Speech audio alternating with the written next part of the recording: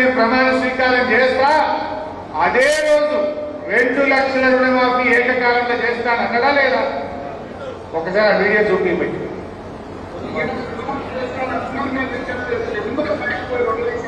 రెండవది రుణమాఫీ అంటే రెండవది సౌండ్ పెట్టారు.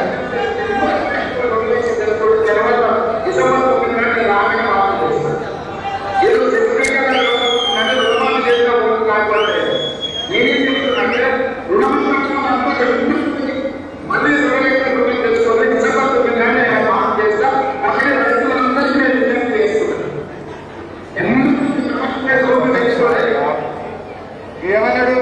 డిసెంబర్ 9 నాడు 2 లక్షల రుణమాఫీ చేస్తానన్నాడా లేదా? ఇంకొకటి చూద్దాం. ముసలోళ్ళ పెన్షన్, ఇది 10వ దయబాబు. ముసలోళ్ళ పెన్షన్కి ఏం చెప్పిండు? ఆగదు.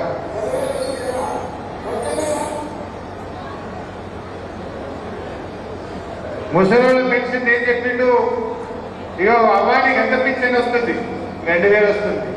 ఇక మేము వస్తున్నాం, డిసెంబర్ రాగానే 4000 ఇస్తాను.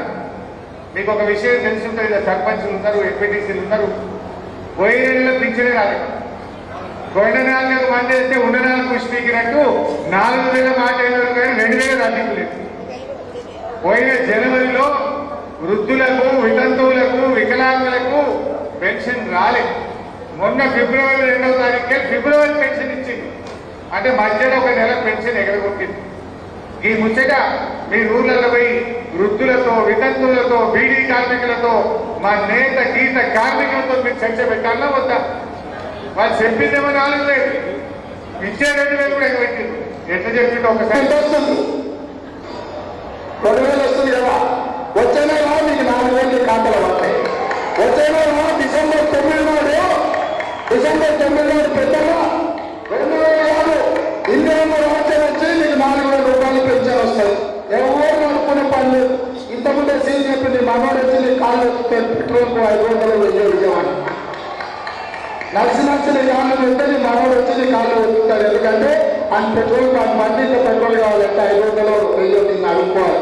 అందుకే పేదల కోసం కొడుకు మీదనో, కోడల మీదనో, బిడ్డ మీదనో, అల్లుడి మీదనో ఆధారపడకుండా మందు బయలుకి కొనుక్కోవాలనుకున్నా మనవాడికి చాక్లెట్ మణియాలన్నా ప్రతి నెల 4000 రూపాయలు మీ ఖాతాలో వేసే బాధ్యత సోనియామణి. కాళ్ళు వద్దుతారా, కాళ్ళు చూస్తారా? ఇప్పుడు ఉన్న 2000 పన్నదే కదా అక్కడ. ఇప్పుడు ఉన్న 2000 పోయినాయి కదా. అంటే ఇప్పుడు ఎంత అబద్ధాలు మాట్లాడతారు. ఇగో ఇటువంటి బట్టే భాష మాటలు చెప్పి వాళ్ళ అధికారంలోకి వచ్చింది. అట్లే రైతు బంధు, ఆ రోజు నేను ఇదే పాలకుర్తికి వచ్చి ఎన్నికల కమిషన్ అనుమతి వచ్చింది, రేపు పొద్దున మీ ఫోన్లన్నీ టింగున మౌతాయి, మీ బ్యాంకుల్లో పైసలు పడతాయని చెప్పినాం మనం. వీళ్ళేమో ఇదే బచ్చలపేట చెప్పిన వీళ్ళు ఏం చెప్పిండ్రు? ఇప్పుడైతే 10,000, మేము వస్తే 15,000 పడతాయి అన్నారు అని ఎలక్షన్ కమిషన్ కు పోయి హరీష్ రావు పైసలు వేస్తా అంటుంటే ఆపమని ఆపించింది. అంటే ఇచ్చే పైసలు ఏది లేదు, 15,000 ఇస్తామన్నారు. మరి ఆ 15,000 దిక్కు లేదు, ఈ 10,000 కూడా దిక్కు లేవు. పడ్డాయి అందరికీ. ఇప్పటికి ఇంకా 2.5 ఎకరాలు 3 ఎకరాలనే ఆగిపోయింది. మన కేసీఆర్ ఉందని చెప్పిన రైతు బంధు ఆగినాదే. మీకు ఒక విషయం గుర్తు చేస్తా. ఓసారి కరోనా వచ్చింది, 2 ఏళ్ళు వచ్చింది వరుసగా. కరోనా మనకి ఏప్రిల్ నెలలో వచ్చింది, మార్చ్ ఏప్రిల్ నెలలో వచ్చింది. కరోనా వస్తే 45 రోజులు లాక్డౌన్, అందరం ఇళ్లలోనే ఉన్నాం. రిజిస్ట్రేషన్లు బంధు, బండ్లు కొనుడు బంధు, గవర్నమెంట్కి ఆమ్దాని నెల్లు రూపాయి లేదు. మరి కరోనా మే నెలలో అయిపోయింది, జూన్ వచ్చింది, వర్షాలు చినుకులు పడతాయి. కేసీఆర్ గారు వ్యవసాయ శాఖను, మా ఆర్థిక శాఖను మీటింగ్ పిలిచిండు. ఇక జూన్ వస్తుందయా, 6 తారీఖుని వాతావరణ శాఖ వాళ్ళు పడతాయని అంటున్నారు. మరి సిరుకు పడకుంటే రైతు బంధు పోవాలి కదా, ఏం సంగతి పైసలు తయారు చేయండి అంటారు. ఆర్థిక శాఖ అధికారులు ఏమన్నారు? ఎక్కడ సార్ 45 రోజులు లాక్డౌన్ అయినాయి, పైసలు లేవు సార్, ఖజానా ఖాళీ ఉంది అన్నారు. అనగానే కేసీఆర్ ఒక మాట అన్నాడు, ఏమేమో గరీబ్ గారు రైతులే దొరికినారా మీకు? మంత్రుల జీతాలు బంద్ పెట్టు, ఎమ్మెల్యేల జీతాలు బంద్ పెట్టు, ఉద్యోగస్తుల జీతాలు బంద్ పెట్టు, అన్ని బంద్ పెట్టు, బిల్లులు బంద్ పెట్టు, అన్ని బంద్ పెట్టు, రైతు బంధు మాత్రం వాన చినుకు పడక ముందే పడాలి అన్నాడు. కరోనా కష్టకాలంలో కూడా రైతు బంధు మన కేసీఆర్ ఇచ్చింది. వీళ్ళు ఇచ్చిన అరెప్పుడు పడ్డారే అంటే ఏం మాట్లాడిండ్రు, దానికి కూడా డైలాగ్ కొట్టిండ్రు. మేము రైతులకు ఆపినాం, ఉద్యోగస్తులకు జీతాలు వేసినాము అన్నారు. ఒకరోజు మాట్లాడి మొన్న ఎప్పుడు రైతులకు రైతు బంధు ఆపినా ఉద్యోగస్తులకు మాత్రం 1వ తారీఖు వేసిన అన్నాడు. పోనీ అదన్నా నిజమా? నిన్ననే మా చేరియాలకి టీచర్లు ఫోన్ చేసింది నాకు, సిద్దిపేటకి వెళ్ళి ఉద్యోగస్తులు ఫోన్ చేసిండ్రు, అన్న 7 తారీఖు వచ్చింది ఇంకా జీతాలు వల్లేదే అంటూ. మరి ఎక్కడికి పైసలు రైతులకు ఆపినా ఉద్యోగస్తులకు వేసినవి 7 తారీఖు వచ్చినా మా చేరియాల టీచర్లకు పైసలు వల్లే, మా సిద్దిపేట ఉద్యోగస్తులకు జీతాలు వల్లేదంటే మరి ఎటు పోతున్నట్టు ఈ పైసలు? వ్యవహారం నడిపొస్తలేదా? వ్యంగ్యం తప్ప వ్యవహారం రాదా మీకు? ఎంతసేపు వ్యంగ్యంగా మాట్లాడలేదు తప్ప వ్యవహారం నడిపొస్తలేదు వాళ్ళకి. రైతు బంధు ఏం చెప్పిండో ఒక్కసారి చూడండి. రైతు బంధు కేసీఆర్ 10,000 ఇస్తే పండుగ ముందలు ఇస్తుండ్రు. అందుకే ఈసారి కాంగ్రెస్ పార్టీ వ్యవసాయ పనులు మొదలయ్యకుంటే సంవత్సరానికి ప్రతి రైతుకు ఎకరాకు 15,000 రూపాయలు రైతు భరోసా పథకం కింద ప్రతి రైతును ఆదుకునే బాధ్యత కాంగ్రెస్ పార్టీ తీసుకుంటుంది. రైతు బంధు కేసీఆర్ 10,000 ఇస్తే పండుగ ముందలు ఇస్తుండ్రు. అందుకే ఈసారి కాంగ్రెస్ పార్టీ వ్యవసాయ పనులు మొదలయ్యకుంటే సంవత్సరానికి ప్రతి రైతుకు ఎకరాకు 15,000 రూపాయలు రైతు భరోసా పథకం కింద ప్రతి రైతును ఏమన్నా వ్యవసాయ పనులు ప్రారంభం కాక ముందే 15,000 వేస్తారు. 15 దిక్కులేదు, మరి 13 దిక్కులేదు. అంటే ఎన్ని అబద్ధాలు మీరు ఒక్కసారి గమనించారు. మొన్న అసెంబ్లీ జరిగింది, ఇటనే అబద్ధాలు ఆడుతూ ఉంటే మొన్న అసెంబ్లీలో పట్టుకున్నాం. 2 ముచ్చట్లు అడిగిన. గతంలో మన కేసీఆర్ గారు బ్రహ్మాండంగా కాంతానపల్లి కట్టిండు, దేవాలయ పనులు పూర్తి చేసిండు, మల్లన్న సాగర్ కట్టిండు, కొండపోచమ్మ సాగర్ కట్టిండు, రంగనాయక సాగర్ కట్టిండు, సెక్రటరియట్ కట్టిండు, 125 అడుగుల అంబేద్కర్ స్టాచ్యూ కట్టించిండు, ప్రగతి భవన్ కూడా కట్టిండు. ప్రగతి భవన్లో అయితే ఏం అబద్ధాలు ఆడినప్పుడు ప్రగతి భవన్లో 150 బెడ్రూమ్లు ఉన్నాయట, స్విమ్మింగ్ పూల్ ఉన్నదట, బంగారం బాత్రూమ్లు ఉన్నాయనిగా ప్రజలకు అబద్ధాలు మాట్లాడి మన మీద బుద్ధ జల్లే ప్రయత్నం చేసింది.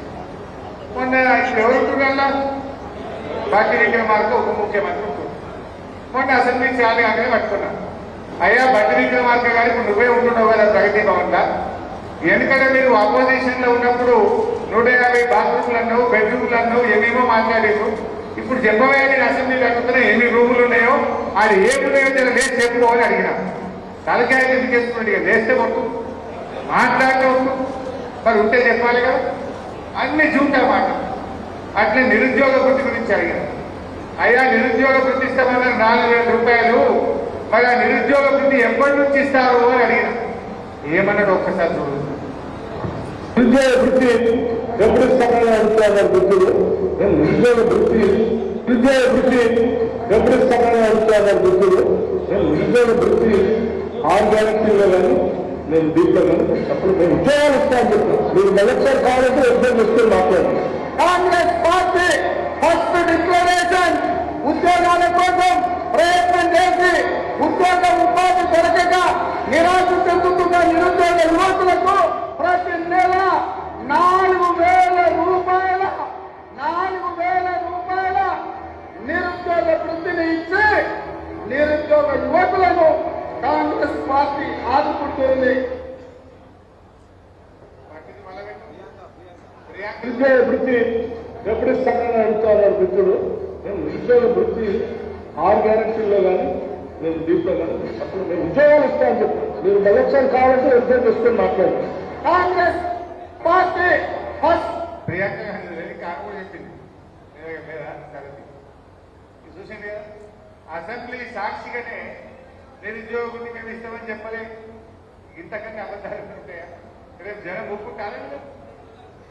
అంటే ఇవన్నీ కూడా 6 గ్యారెంటీల అమలు విషయంలో ఇప్పుడు మేము అడిగినామనుకో ఏమంటారు, అరే తొందరపడతారేమి మీరు ఇప్పుడే అడుగుతారా అంటూ. మనం తొందర పెట్టలేదు. మీరు చెప్పారు డిసెంబర్ రైతులు ఉంటారు మన ప్రాంతంలో, మీరు రైతులకు చెప్పాలి. 3 మోసాలు చేసింది రైతులకు 3. వాళ్ళు ఏం చెప్పిండ్రు? డిసెంబర్ 9వ తేదీ రాగానే 2 లక్షల రుణమాఫీ అన్నారు. మేము రాగానే 15,000 రూపాయల రైతు బంధు అన్నారు, మోసం చేసింది. మేము రాగానే మీరు వడ్ల అమ్ముడు ఆపుకోండి, 500 బోనస్ ఇచ్చి వడ్లు కొట్టమన్నారా లేదా? 3 మోసాలా కాదు? వడ్లు కొన్నారా? కొనలే. రుణమాఫీ చేసిండ్రా? చెయ్యలే. 3వది రైతు బంధు వేసిండ్రా? వెయ్యలే. 4వ మోసం 24 గంటల కరెంట్ ఇస్తామన్నారు. ఒక ఆయన మెదక్లో ఎమ్మెల్యే ఉన్నాడు, 24 కాదు, అవసరమైతే రోజుకు 48 గంటల కరెంట్ ఇస్తాను. ఇక పుణ్యాత్ముడు. మరి ఇవాళ ఊళ్ళలో పోయి మీ ఊళ్ళలో మీరు అంతా రైతులే వస్తున్న అదే 24 గంటలు. పొద్దున్నాక పొద్దుగాల 2 గంటలు పోతుంది, పొద్దుకి 6 గంటలు పోతుంది, మధ్యలో గంట పోతున్నారు. రోజుకు 14 గంటలు 15 గంటల కరెంటు కూడా వస్తలేదు. అంటే రైతుల విషయంలో కాంగ్రెస్ పార్టీ 2 నెలల్లోనే 4 మోసాలు చేసింది రైతులకు. 24 గంటల కరెంటులో మోసం, రైతు బంధులో మోసం, వడ్లకు బోనస్ లో మోసం, 2 లక్షల రుణమాఫీలో మోసం. ఈ విషయాలను మీరు దయచేసి రైతుల్లో గ్రామాల్లో చర్చ పెట్టాలని చెప్పి నేను మీ అందరినీ కూడా ఈ సందర్భంగా కోరుతా ఉంటాను. అయితే రేవంత్ రెడ్డి గారు మీరే చూశారు, ఏమన్నాడు? నేను 9వ తారీఖు నాడు ప్రమాణ స్వీకారం చేస్తా, అది సోనియా గాంధీ పుట్టినరోజు, ఆ రోజే 2 లక్షలు మాఫీ చేస్తాను. పాపం ఆయనకు ఏమనిపించిందో ఏమో, 9వ తారీఖు అయితే లేట్ అయితే అనుకున్నాడు. 2 రోజుల ముందు 7వ తారీఖే ప్రమాణ స్వీకారం చేశాడు. ప్రమాణ స్వీకారానికి మాత్రం తొందరపడ్డాడు. మరి హామీల అమలు విషయంలో మాత్రం ఎగవేత దాటవేత. ప్రమాణ స్వీకారం 2 రోజులు ముంగటికి చేసి హామీలు అమలు చేయబోయాలంటే దాటవేయబట్టి ఇదెక్కడి నీతి? అయినా 60 రోజులు అయిపోయింది, ఇక మిగిలింది 40 రోజులు. ఈ 40 రోజులు కూడా ఉంటారా? 10 రోజులు 15 రోజులు అయితే ఎలక్షన్ కోడ్ వస్తుంది, పార్లమెంట్ ఎన్నికల కోడ్ వస్తుంది. రేపు ఏమంటాడు? అయ్యో కోడ్ వచ్చింది కదా, ఇప్పుడేం కోడ్ లేదు. నిజంగా నీకు 100 రోజులు అమలు చేసేది ఉంటే, నీకు చిత్తశుద్ధి ఉంటే, నీ హామీల మీద నిజాయితీ ఉంటే ఇప్పుడే జీవోలు ఇయ్యి, ఇప్పుడే నిర్ణయం తీసుకో. రేపు వడ్లొస్తే ఈ అసెంబ్లీ పంటకు ఆ వడ్లకు ఖచ్చితంగా 500 బోనస్ ఇచ్చి వడ్లు కొట్టమే నీ పార్లమెంట్ లో నీకు ఓట్లు వేస్తారు, లేకపోతే నీ కాంగ్రెస్ పార్టీకి బోత పెట్టారు. రేపు వడ్లు రావా? కరెక్ట్ గా ఓట్లు డబ్బులు పడే టైంకు వడ్లు వస్తాయి. అప్పుడు బోనస్ ఇవ్వలేదనుకో, అదే కాంగ్రెస్ పార్టీకి ఇదే రైతులు తగిన బుద్ధి చెప్పి